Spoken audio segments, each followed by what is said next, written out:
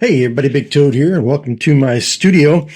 I've done quite a bit of work on this big painting, this 6 foot by 3 foot painting of the Idaho Butte and Foothills, and I did a lot of it off camera. And the reason is, well, I guess there's a couple reasons. One, I had some really difficult stuff to work on, and the pressure of doing it on camera, I just didn't want to face. So I decided to do it off camera. And but I want to do a recap of where I'm at, and then maybe show you a couple techniques what I've done. First, thing you'll notice is this large tree right here, and that's a willow tree. And I used some of the same colors in here that I use on the fence post. So you'll see that I mixed up those colors with some, I have burnt sienna, I have my Naples yellow. I even had some burnt umber that I brought in for some of that, and made some greens, brought in some ultramarine blue and some cobalt blue even. So for the trunk, you can see if you get in there real close, it's a little greener. But I think it offsets it a little bit from the fence post, and I kind of like it. It's kind of different. But it's green and it's in shadows. This is a willow tree, so it's really over a lot of shadow. And so then I shadowed in the ground underneath it. Sun's coming in, boom, hits it. So I got a nice deep shadow. And I even brought it down a little bit into the road. I thought I might think about bringing it some more in the road. We'll see.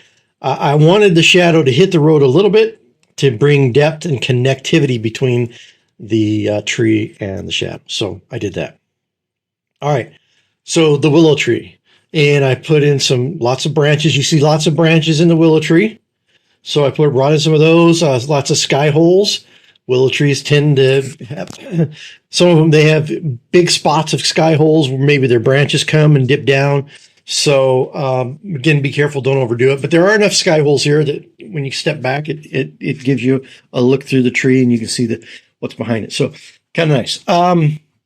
So what else did I do? You'll see a lot of these flowers and grasses. So I made some tall grasses. And let me get a brush here so I can put. You can see some tall grasses I put in around the fence posts, along the side of the road, and you'll see these little flowers. So the tall grasses here use basically the same colors I use for all my other grasses. This is part of this grass is in shadow. That's why it's got that deep bluish greenish tint to it, and then some lighter stuff. So again, Naples yellow, cad yellow light, cad yellow mediums in there, yellow ochre, and cobalt blue, and I've also used in there some ultramarine blue. So to make these tall grasses, and you see I put tall grasses in here. You can step back a little bit, see, around this fence post, around this rock here, in front of this rock to give it depth. And I'll get to these big grasses over here in a second. I also put in some taller grasses in front of this with some shadow and some kind of weeds here. They're kind of burnt topped weeds. It's like they've already shed their seeds and stuff. All right. So again, on this side over here, I'll zoom out a little bit here so you can see where I'm at, and I come in here. What I wanted to do is bring grasses up from the bottom here to create depth so that the grasses are growing in front of the fence posts and in front of the sagebrush. And then I put some of these flowers in here. And we'll get into some more detail about those flowers here in a minute. Okay. If I go up a little bit, you can see the yellowish flowers. And what I did here is a couple things. First off, the colors of the flowers. We're talking about straight out of the tube now, because these are small patches. And if you go back, they don't pop out too much because of the chromas, and they're subtle, but yet they're there. But I used right out of the tube cad yellow medium to get the kind of orangish shade of yellow. I see it as orange. I don't know what you see it through the camera, but that's kind of how I see it. I see it as orange here, the darker, richer color. And then I came over the top of that and splotched in some right out of the tube cad yellow light, just right on it to give it depth, to give it a life. So it's not just a flat. It's not just a flat cad yellow medium. Now it's got cad yellow medium with cad yellow light on it. Then you'll also notice I came in below it and I put in, you can see a little darker stuff here and there to kind of like their shadows and like maybe under the flowers a little bit here and there. Not too much. I didn't overdo it here. I don't want to overdo it. And then I brought some of the grass color up to kind of hide some of those shadows. So you're looking through the grasses into the shadow underneath the flowers, and then you can see the flowers. So I think it makes a nice effect. I put some up here as well, using the same technique.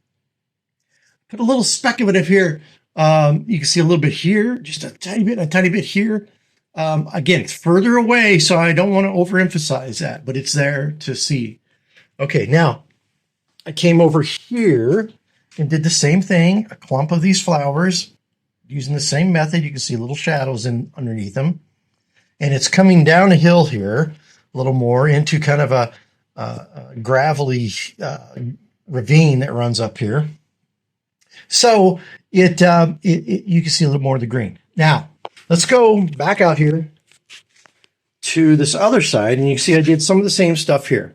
So let's go ahead and zoom in. Obviously, the white flowers, and we'll talk about how I did those in a minute. Maybe I'll make a few, because I'm going to put some more of those flowers in. And then I put tall grasses that came right up over, and again, give depth. So they're in front of the barbed wire, in front of the fence posts, in front of the trees, in front of the rocks.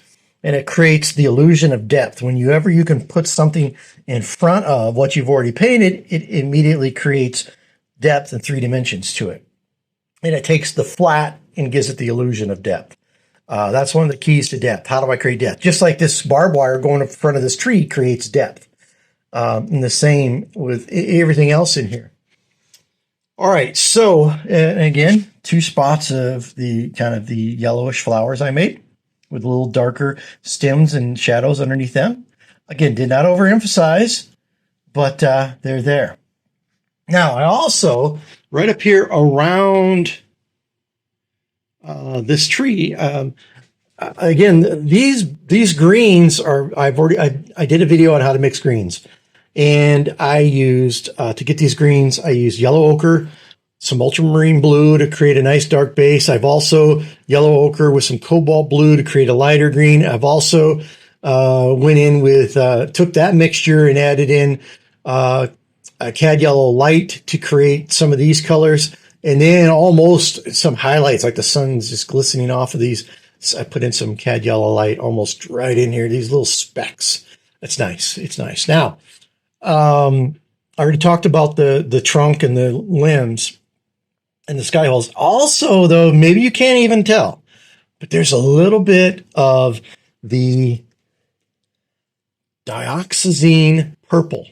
Just a few highlights in here around the darker shadows to just, it's very subtle. And that's what I like. I like it subtle. It's there. I know it's there. And eventually the viewer may pick up on that subtle, that dioxazine purple. You'll also see the dioxazine purple. Remember, I put some in the sage brushes. You can really see it in the deep, dark shadows. You can see it in some of the trees here. I've got some dioxazine purple just specking in here, there in the trees. And again, that begins to tie your painting together in a way that that's something that an oil painter can do. That's like a watercolorist maybe doesn't have as much freedom to do, is to tie up pieces and parts together by adding them little colors. They're kind of like Easter eggs in your painting that even if the viewer doesn't recognize that it's there, the subconscious mind, I believe it helps the subconscious mind pull the painting together. Because we see more than our mind tells us we see, because our brain pulls things together and gives us what we're used to knowing, what we're used to seeing, while there's still more information there in the subconscious mind that's that's in reserve and being held back. I think that's that's the way my mind works. I know I see things that I don't recognize, and then if they pop out, it's because I saw them already. Oh, here's some more of these kind of dead brownish little like dead flowers. Again, the seeds have already popped off. I really like that effect here. And I got one here, and then you can see it here. So you can see that adds some depth, it adds some variety, breaks up some of that yellowish colors I've used there. So I'm also going to go in like over here.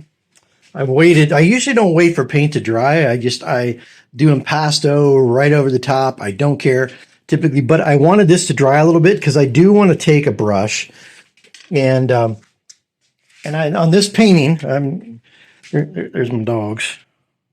On this painting, I use this big number 10 filbert a lot.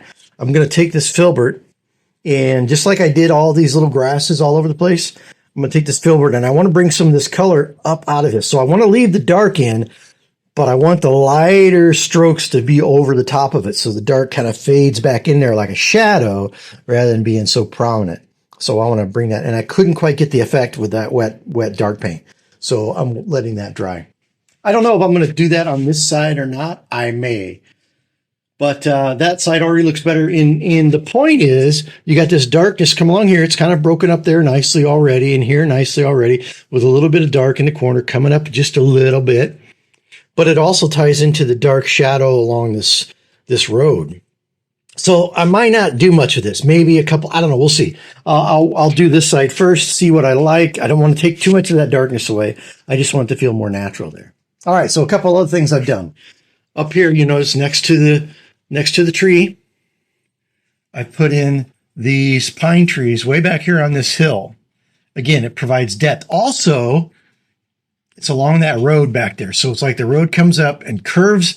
You might have thought about going this way, but the road builder said, no, I don't want to go under those trees. I need to cut back in here, and here's a nice place. So I'll cut along this tree line and go over the hill. So that's the effect I want there. So also, I lightened that road a little bit. I wanted that road to fade in there a little bit. It was a little dark, so I lightened it up a little bit. I also lightened this road up a little bit, so it's a little lighter as it fades off into the hill. Now, also over here, I think maybe you've seen this. I put in these trees as well from an earlier one. Right in here, these pine trees. So what's next? All right, I've been thinking about this for a couple days now. I know I'm missing something. So here's my thoughts. I'm thinking, and this is a brave step, I originally designed for a small clump of trees. What I think I'm going to do is bring some more of these trees up and start bringing them down this hill a little bit so that I get a nice cut of green in here. And these trees, again, go up, maybe not come this way with them, but go up this hill. And that gives me some nice darker shadow that comes down this hill. It takes, I think this is too much of a void here. It does that. So just maybe, I don't know, one, two, maybe three more trees in here. Maybe one up here. Oh, here we'll see. Maybe we'll see how it. Maybe four, because that'll give me a total of 7. So I don't know, two to 4 trees I'm going to put in here to fill this out a little bit and tie this in. All right. And that's going to, I think, remove some of the void I have over there and bring something down that catches the eye, pulls you up better. Right now, those trees serve as a stop to prevent you from going off, but I think I want them to catch the eye a little bit more and have a little bit more value to the painting. And so I'm going to bring in some more trees down here. It's not going to change really the look of the painting, although it's going to really, I think, boost up the composition of the painting. Okay, what else am I going to do? I'm considering splattering a couple more. Maybe I'm going to put these trees in first. I'm going to put these trees over here first. But I'm considering taking some sagebrush and maybe spattering them along this hillside, this ridge here a little bit. maybe to give some more depth to that background and also break up this spot here a little. I want to be careful though. I could overdo it very quickly. I could overdo that very quickly. Now over here, I want to bring some brush, and I got to decide where. I want to bring some brush from here, from like maybe up in here, so that there's like a brush pocket that runs down a ridge line here and then comes down here. So I break up this line with some nice brush. And so I'll go with some of the colors here, maybe a little lighter and a little lower. Just keep a brush pocket down low to cut through this road. So some part of the road will be concealed, the edge of the road will be concealed behind the brush here. And that's going to create a line this way.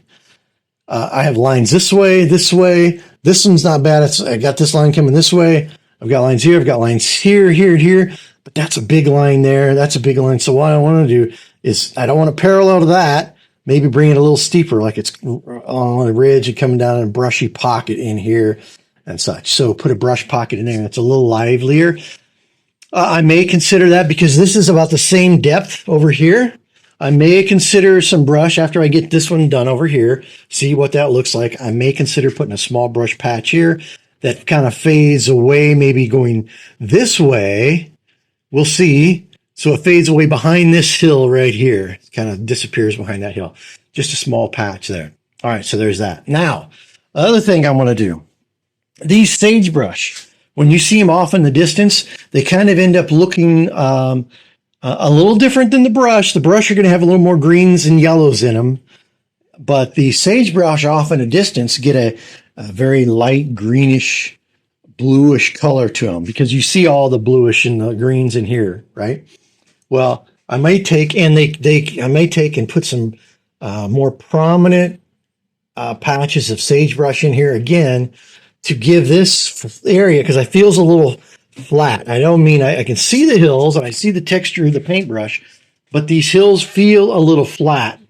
I don't mind this one being flat because it's way off in the distance, but this hill feels a little flat. That hill could maybe use a little bit of life. And so there'll be very small specks, some clumps and then some small specks, and there'll be sagebrush off in the distance, again, to give depth and to break up this area that's pretty well broken. I mean, it's nicely broken up, but I just need something else to catch the eye and pop in those areas. Not too much, but just a little bit.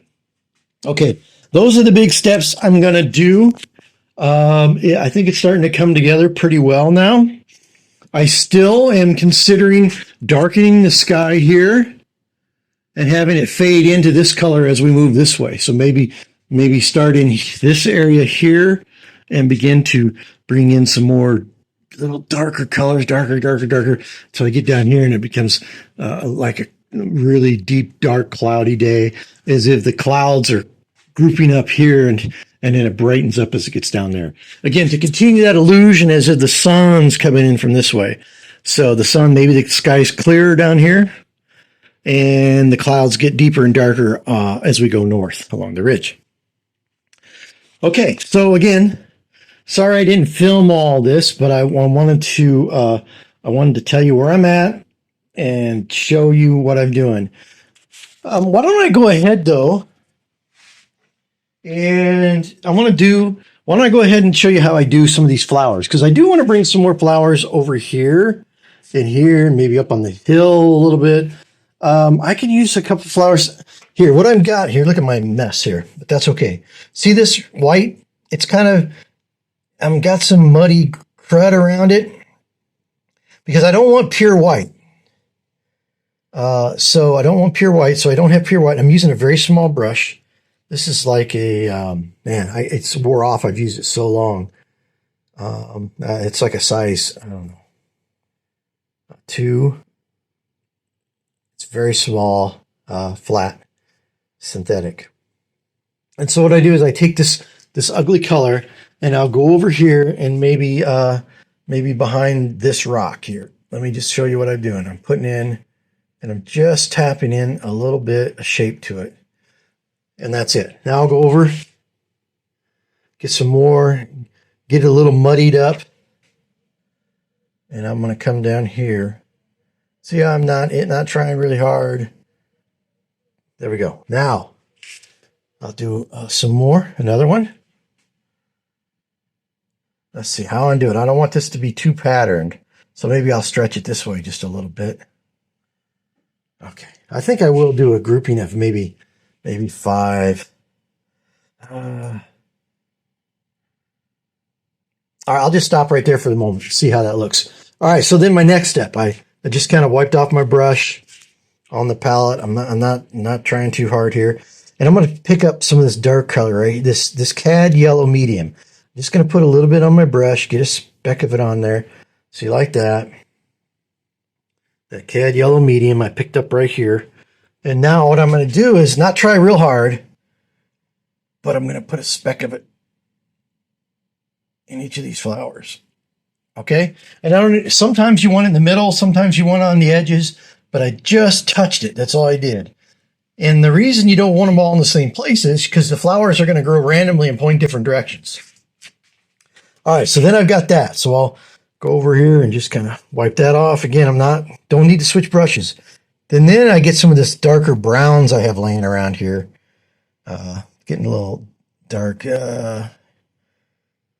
I'm not even being picky because it doesn't matter where I get it. So there's some dark. I think that was my burn umber. And I'm losing some of it. I had some of this mixed up down here. It gives me a nice dark, but it's less important what it is. And then I just take it and I touch it right on my, there we go. Now, sometimes you can see some of the yellow, sometimes you can't, sometimes you can see more or less, but there is how I made my flowers. That's what I've done with all these. And then some of these out here are bigger because they're closer to the foreground they're farther near me in the foreground of the painting. So these are small, and just like these are small, but you don't overwork these. Now next I take my very small rigger and I'm going to dip it into the linseed oil, and I'm going to go over here and grab, see this? That is a mixture of it's a very desaturated green that I've done up. I don't even know what it is, but it's of all the colors I've already described to you. So, and I might come in here. Let me get in closer. Here we go. All right.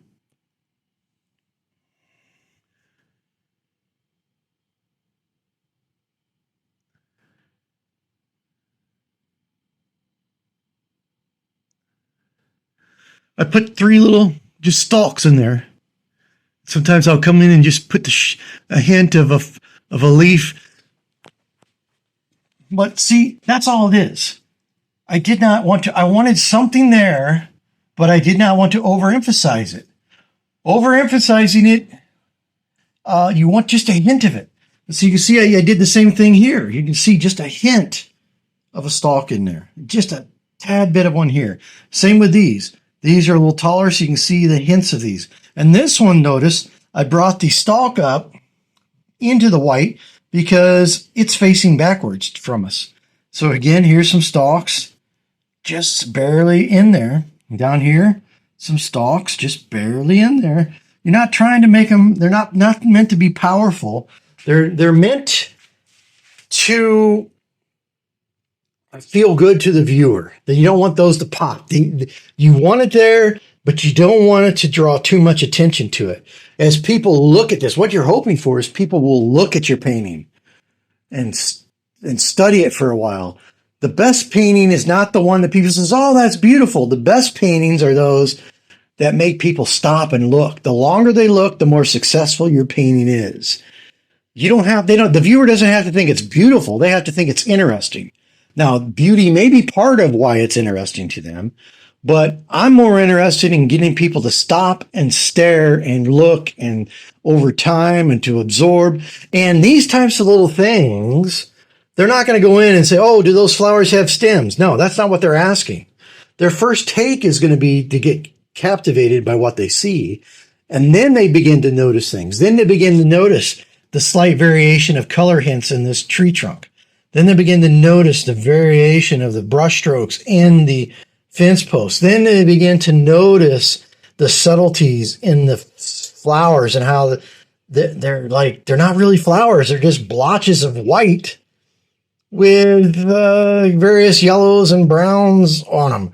Then they notice that the stems, they're there, but you know, that's the treasure, that's the Easter eggs you're wanting to plant in your paintings for your viewers. Now, in a very abstract painting, maybe you don't have as much of that. In a painting that's a very, very loose, maybe you don't have all that. I'm kind of sort of loose and not loose. I'm in between. I'm not a realistic painter at all. I don't believe in realism. I don't go for hyper realism, but I want to capture the effects of things, and I want to leave Easter eggs in my paintings for people to see at a later time. So subtlety is key. Contrast is key. Subtlety is a hint of contrast. Real contrast is between this green in the background. That's real contrast, you see. The various greens in here, there's some real contrast, and then there's some subtle contrast, and you hardly see the limbs in here until you look at it a little more. Then you begin to pick them out. So you're looking for great and big contrast, like between the fence posts and the background. And this is a little more subtle contrast on this side. And these are some contrast, but because they're darker, their contrast doesn't pop out. That's something that's going to come. The viewer will recognize that contrast before they recognize these little stems coming off your flowers. And that's what you're after. You want layers of contrast from very obvious, more subtle, and bringing it back more and more subtly and then you get that contrast. And that contrast is the illusion of detail. Because did I try really hard on these stems? Absolutely not. In fact, that stem is just a line, just a line with my rigger. So is it detail? It's the illusion of detail that provides just a hint of contrast. So you see what I'm saying, hopefully. So, well, there we go. I think that's it for this video. Like I said, next, I'm going to start on this clump of trees over here. I'm going to put some of those in and see if that doesn't pull this whole side of the painting better together. And then maybe some of the sagebrush back on this hill and a little specks of it on this hill to kind of pull this whole section, because this needs some work to bring you in. This looks great. That looks, but it's almost like two paintings here, and I need to pull these two paintings together a little more. That's about it for this video. I appreciate your watching this video. I hope you enjoyed it, possibly learned something, some techniques, and also how I think about my paintings and compositions as I move along and the decisions I make. Again, I appreciate it. This is the Big Toad, and I am out.